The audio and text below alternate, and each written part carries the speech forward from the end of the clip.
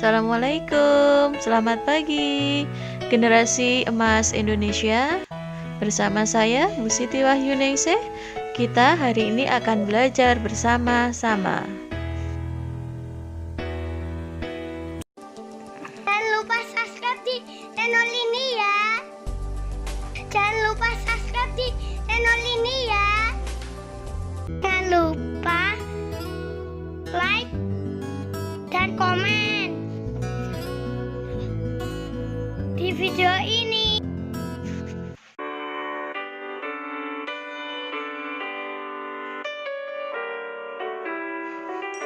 Tujuan pembelajaran kita pada video ini adalah 1.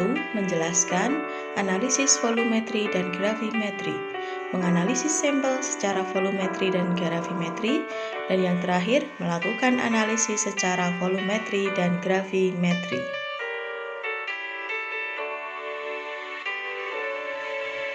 Analisis gravimetri merupakan cara analisis kuantitatif berdasarkan berat suatu senyawa. Berat unsur atau gugus yang dianalisis dihitung dari rumus senyawa serta berat atom penyusunnya. Kelebihan gravimetri daripada volumetri adalah penyusun yang dicari dapat diketahui pengotornya. Jadi, analisis gravimetri harus menggunakan timbangan ya. Prosedur analisis gravimetri dilakukan dengan 3 cara. Yang pertama adalah metode pengendapan. Ion atau molekul dibawa ke dalam bentuk endapan. Senyawa yang diendapkan disaring. Filtrasi dapat berlangsung di wadah saringan porselen atau wadah saringan kaca atau kertas saring, di mana yang digunakan adalah kertas saring bebas abu. Sisa filter kemudian dicuci dan dikeringkan. Jika Anda telah memfilter dengan kertas saring, maka masih perlu diabu.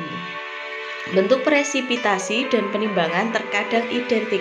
Hal ini terutama terjadi jika endapan memiliki stoikiometri yang jelas. Misalnya, tidak ada perubahan jumlah air kristalisasi yang terikat ketika menentukan ion sulfat sebagai natrium sulfat nikel dengan diasetil dioksim atau kalium dengan natrium tetrapenil borat. Contoh di mana bentuk presipitasi dan bentuk penimbangan tidak identik. Bisa dilihat di gambar contoh metode pengendapan. Proses analisis gravimetri. Cara selanjutnya adalah elektrogravimetri. Dalam elektrogravimetri, zat yang dicari disimpan pada elektroda dan kemudian ditimbang, atau cara ini disebut dengan elektrolisis. Yang terakhir, analisis gravimetri dengan cara termogravimetri. Dalam metode analisis termogravimetri, perubahan massa zat sebagai fungsi suhu diperiksa. Contoh sederhana dari metode gravimetri ini adalah dalam pengukuran kelembaban. Metode termogravimetri kadang juga disebut dengan metode pengeringan.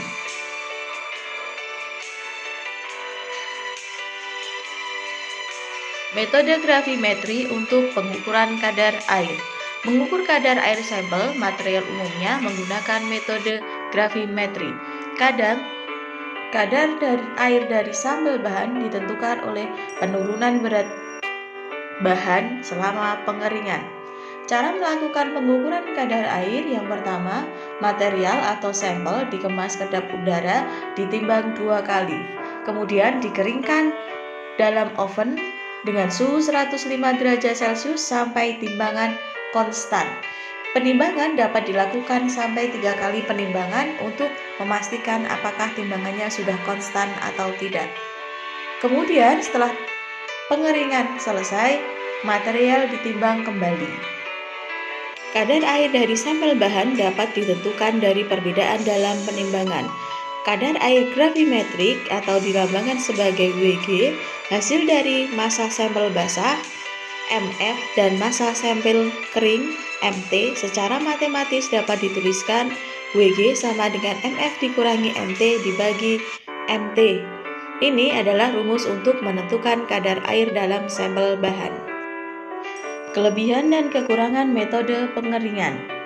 Metode pasti memiliki kelebihan dan kekurangan. Berikut akan kita bahas kelebihan dan kekurangan metode pengeringan. Kelebihannya, penanganan yang relatif sederhana dan akurasi yang umumnya baik. Sedangkan kekurangannya, minyak atsiri atau bahan organik ikut menguap, mempengaruhi hasil akhir dari proses pengeringan ini. Kemudian, jika yang dikeringkan adalah koloid tanah liat, maka dengan metode pengeringan ini dapat menghancurkan sistem koloid tanah liat.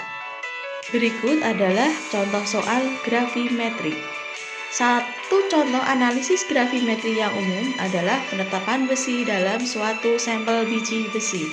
Anggap sebagai contoh bahwa sampel biji besi seberat 0,5 gram dilarutkan dalam asam dan besi dioksida ke keadaan oksida plus 3 dan selanjutnya dicuci dan dibakar menjadi Fe2O3 yang diketahui beratnya 0,2 gram. Hitunglah presentasi besi Fe dalam sampel tersebut. Nah, ambil G sebagai jumlah atau massa gram Fe dalam endapan tersebut. Reaksinya adalah 2Fe plus 3 menjadi Fe2O3 X H2O menjadi Fe2O3 solid atau padatan. Bisa dilihat yang dilingkari pada tayangan 2 pada Fe plus 3 merupakan angka koefisien, sedangkan pada Fe2O3 XH2O dilingkari tidak ada angkanya, maka kita anggap 1. Sama juga dengan Fe2O3 juga tidak ada angkanya, maka kita anggap sebagai koefisiennya 1. Karena 2 mol Fe plus 3 menghasilkan 1 mol Fe2O3, maka angka 2 dan 1 kita peroleh dari koefisiennya tadi. Mol Fe sama dengan 2 kali mol Fe2O3. Massa Fe dibagi ArFe sama dengan 2 kali massa Fe2O3 dibagi MrFe2O3.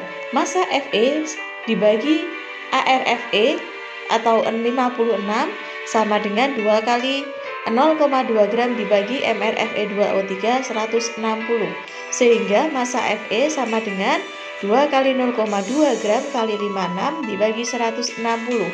Massa Fe sama dengan 22,4 dibagi 160. Massa Fe sama dengan 0,14 gram. Jadi, untuk mencari persentase Fe atau kadar Fe sama dengan massa Fe dibagi massa sampel kali 100%.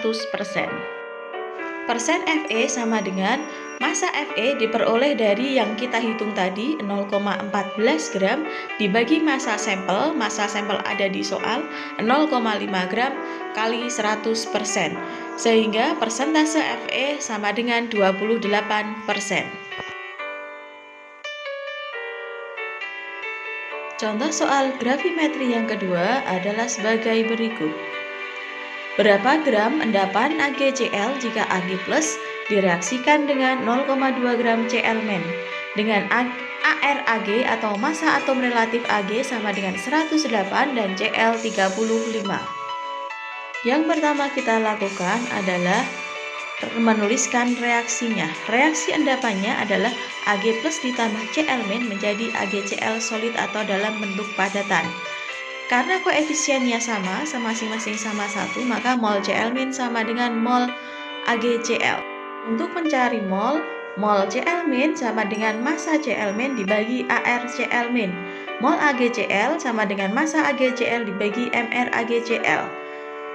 Massa Cl- 0,2 gram, Ar-nya 35 sama dengan massa AgCl yang kita tanyakan dibagi MrAgCl 143. 0,2 gram kali 143 dibagi 35 sama dengan massa AgCl, sehingga massa AgCl sama dengan 187 gram. Jadi massa endapan AgCl dalam soal adalah 0,187 gram.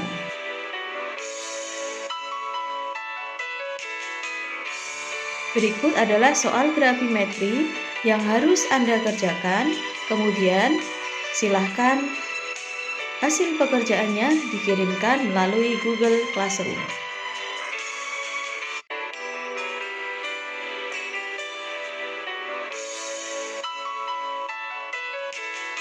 Demikian video pembelajaran kali ini. Semoga bermanfaat dan salam sehat selalu.